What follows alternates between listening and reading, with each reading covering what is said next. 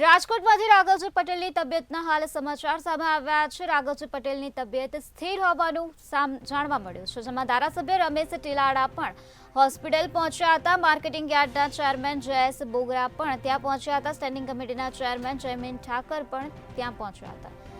રાઘવજી પટેલને લઈને હાલ મહત્વના સમાચાર સામે આવ્યા છે, જ્યાં રાઘવજી પટેલની હાલ તબિયત સ્થિર હોવાનું સામે આવ્યું છે। ધારાસભ્ય રમેશ ટીલાડા સાથે માર્કેટિંગ યાર્ડના ચેરમેન જયેશ બોગરા અને સ્ટેન્ડિંગ કમિટીના ચેરમેન જયમીન ઠાકર પણ હોસ્પિટલ પહોંચ્યા હતા અને રાઘવજીના હાલચાલ પૂછ્યા હતા। ત્યારે હાલ રાઘવજી પટેલની તબિયત સ્થિર હોવાની વિગતો હાલ સામે આવે છે।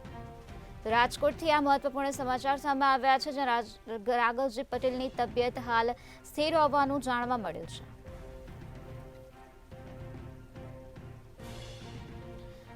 તો ધારાસભ્ય રમેશ ટીલાડા પણ હોસ્પિટલ પહોંચ્યા હતા। આ સાથે માર્કેટિંગ યાર્ડના ચેરમેન જયેશ બોગરા પણ હોસ્પિટલ પહોંચ્યા હતા અને સ્ટેન્ડિંગ કમિટીના ચેરમેન જયમીન ઠાકર પણ હોસ્પિટલ પહોંચ્યા હતા। ત્યારે અત્યારે રાઘવજી પટેલની તબિયતને લઈને મહત્વના સમાચાર સામે આવ્યા છે, જેમાં રાઘવજી પટેલની તબિયત હાલ સ્થિર હોવાનું સામે આવ્યું છે।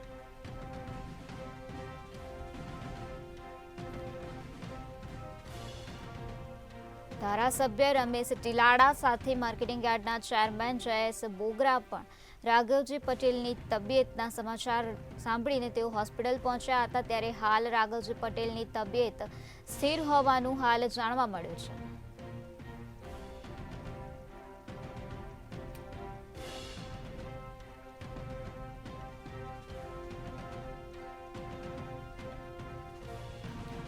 રાજકોટથી આ મહત્વના સમાચાર સામે આવ્યા છે, જ્યાં રાઘવજી પટેલની તબિયતને લઈને સારા સમાચાર સામે આવ્યા છે, જ્યાં રાઘવજી પટેલની તબિયત હાલ સ્થિર હોવાનું જાણવા મળ્યું છે। તો આ જ મુદ્દે વધુ માહિતી આપવા માટે આપણી સાથે સંવાદદાતા ધ્રુવ કુંડેલ જોડાઈ ગયા છે। જે ધ્રુવ, રાજકોટમાં રાઘવજી પટેલની તબિયતના હાલ સમાચાર સામે આવ્યા છે, જ્યાં રાઘવજી પટેલની તબિયત હાલ સ્થિર હોવાનું જાણવા મળ્યું છે। શું છે વધુ વિગત? ચોક્કસથી વાત કરીએ તો સિનર્જી હોસ્પિટલમાં ડોક્ટર જયેશ બોગરિયાએ પોતાના નિવેદનમાં સ્પષ્ટ કર્યું છે કે જે રાઘવજી પટેલ છે કે તેઓની હાલ અત્યારે જે તબિયત છે તે સ્થિર છે। મહત્વની બાબત એ છે કે રાઘવજી પટેલનું બ્લડ પ્રેશર પણ કંટ્રોલમાં છે, આ સાથે તેમનું જે ડાયાબિટીસ છે તે પણ કંટ્રોલમાં છે। એટલે કે હાલ મહત્વની એ પણ બાબત છે કે જે રીતના જે બ્રેન સ્ટ્રોક આવ્યો હતો એ બ્રેન સ્ટ્રોકના કારણે રાઘવજી પટેલને રાજકોટના સિનર્જી હોસ્પિટલમાં દાખલ કરવામાં આવ્યા હતા અને ખાસ તો મુખ્યમંત્રીએ પણ તેમની તબિયત અંતર પૂછી હતી। ડોક્ટર સાથે પણ હાલ અત્યારે મુખ્યમંત્રી સંપર્કમાં છે। રાઘવજીભાઈના જે પરિવારજનો છે તેમની સાથે હાલ મુખ્યમંત્રી ક્યાંક વાત કરી રહ્યા છે।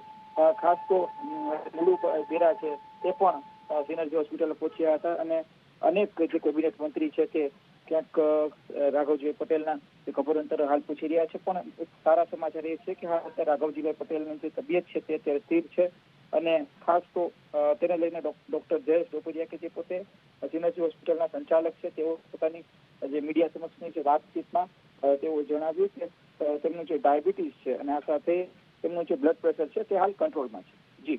જી ધ્રુવ, સમગ્ર માહિતી આપવા બદલ આભાર।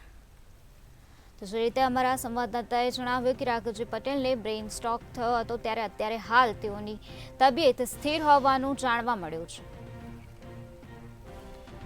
રાઘવજી પટેલની તબિયતને લઈને હાલ સારા સમાચાર મળ્યા છે, જ્યાં રાઘવજી પટેલની તબિયત હાલ સ્થિર હોવાનું જાણવા મળ્યું છે।